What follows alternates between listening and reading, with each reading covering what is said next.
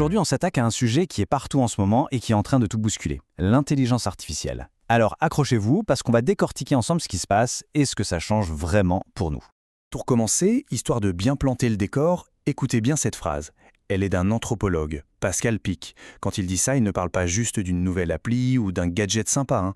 Il parle d'un truc qui pourrait changer l'humanité aussi profondément que la découverte du feu. C'est dire l'enjeu. Alors voilà le programme du jour. On va d'abord se demander ce que c'est, l'intelligence, tout court. Ensuite, on verra que l'IA, c'est un peu comme une recette de cuisine.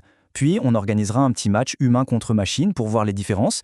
On parlera du vrai danger qui se cache derrière tout ça. Et on finira sur un choix qu'on va tous devoir faire. C'est parti. Ok, première étape, et c'est la base de tout. Avant même de parler d'intelligence artificielle, il faut qu'on se pose une question simple. C'est quoi l'intelligence? Et vous allez voir, la réponse est loin d'être évidente. Pendant super longtemps, on a cru que l'intelligence, c'était notre spécialité, le truc des humains et de personne d'autre.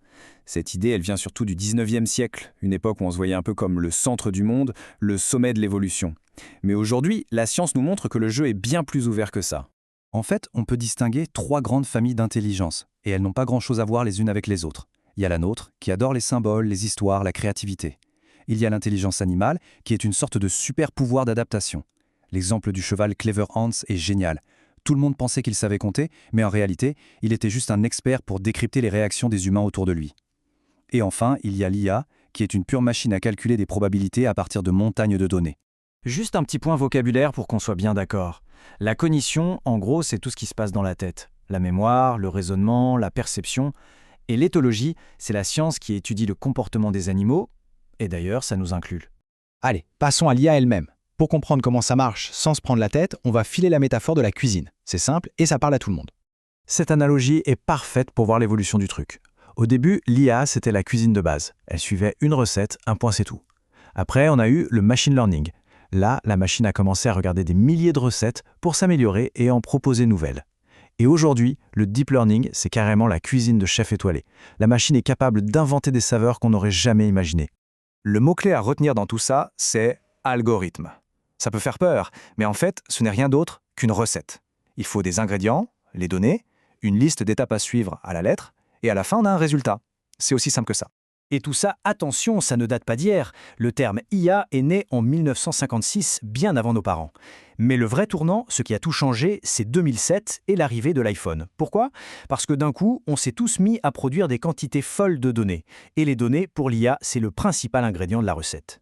Bon, maintenant qu'on a posé les bases, on arrive au cœur du sujet. Le point le plus important sans doute. Pourquoi est-ce que l'intelligence d'une machine, même si elle est bluffante, n'a en fait rien à voir avec la nôtre? J'adore cette image de Pascal Pic. Un avion vole, un oiseau vole, on pourrait se dire que c'est la même chose. Sauf que, pas du tout. L'un bat des ailes avec des plumes, l'autre brûle du kérosène dans des réacteurs. Le résultat a l'air identique, mais la mécanique derrière est radicalement différente. Et bien entre l'IA et notre cerveau, c'est exactement pareil. Ce tableau résume tout. Notre intelligence est homologue à celle d'un chimpanzé. On a des ancêtres communs, une biologie proche. L'IA, elle, est analogue. Elle imite la fonction, mais elle est fabriquée différemment. Et la différence clé, elle est là.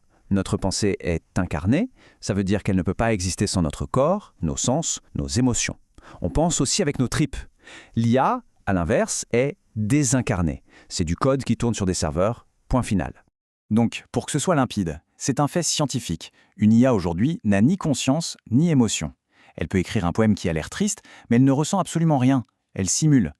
L'idée qu'un jour un robot puisse avoir un corps et ressentir des choses, ça reste du domaine de la science-fiction. C'est une hypothèse, pas une réalité.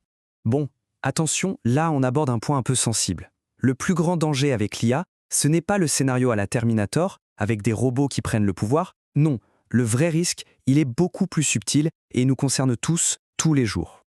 Cette image est incroyable. Dans le roman original de La planète des singes, les humains ne sont pas exterminés par les singes. Ils s'effondrent sur eux-mêmes parce qu'ils ont délégué petit à petit toute leur intelligence, toutes leurs tâches, à des machines. Ils sont devenus tellement paresseux et dépendants qu'ils ont fini par ne plus savoir penser par eux-mêmes. Et ce syndrome, on en voit déjà les premiers signes. C'est l'amnésie digitale. Qui connaît encore des numéros de téléphone par cœur? Le GPS, ça affaiblit notre sens de l'orientation. En fait, notre cerveau, c'est un muscle. Si on arrête de l'entraîner, il s'atrophie.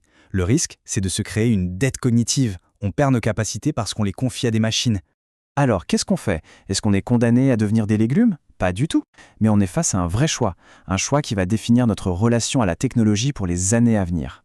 En gros, il y a deux voies possibles. Soit on devient un cyborg, on fusionne avec la machine, mais de manière passive en la laissant penser et décider à notre place. Soit on devient un centaure.